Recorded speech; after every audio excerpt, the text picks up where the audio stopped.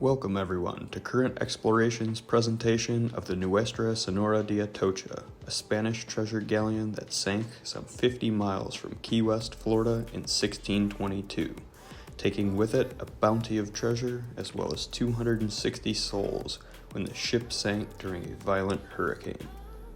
Join us as we talk more about the treasure on board, as well as show some artifacts and talk about the history of what has been called the greatest shipwreck treasure in modern history. To begin, the 112-foot-long Atocha was built in Cuba, weighing some 550 tons. The galleon was sailing from the New World to Spain when it sank here in 1622, claiming all but 5 lives, who survived by clinging to the mizzenmast to remain above water. So what made the Atocha so special? Well, it contained 40 tons of gold, silver, and around 70 pounds of emeralds from Colombia, which are some of the finest and most expensive emeralds in the world.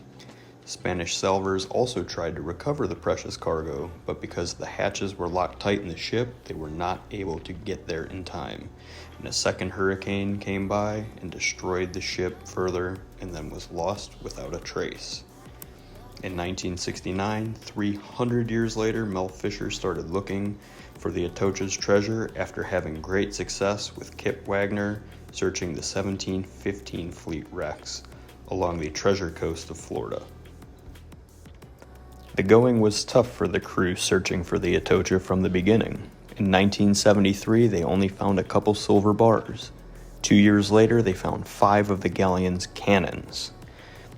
After losing 3 members of the crew, including Mel's son and his wife, on July 20th, 1985, he finally found what he was looking for. Though the going was tough, the losses were many, Mel kept a positive attitude, using his signature phrase, "Today's the day," which became his trademark and is now imprinted on shirts and souvenirs at his museum in Key West. If you haven't visited the museum before, it really is a must-stop when you're in the Florida Keys. The treasure and history there is truly overwhelming.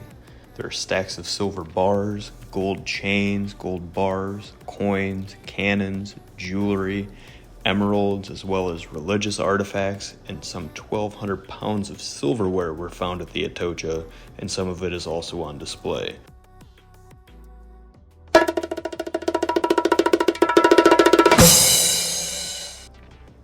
So each artifact brought up was cataloged and documented like this. It shows the number of the artifact, details like the mint mark, its weight, and its origin. This one's between the years 1612 and 1616 from the Bolivia Mint with a fine details grade, graded by PCGS, one of the world-renowned graders in rare coins.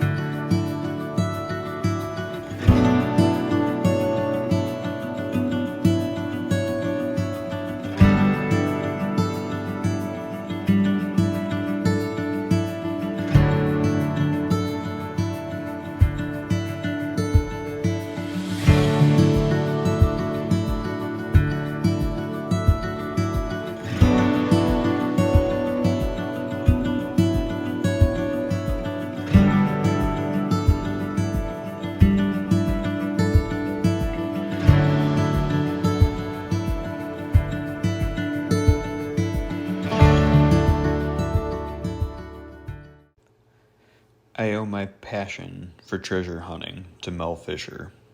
When I was a young boy on vacation, maybe 7, 8 years old, I actually met Mel in real life at his museum.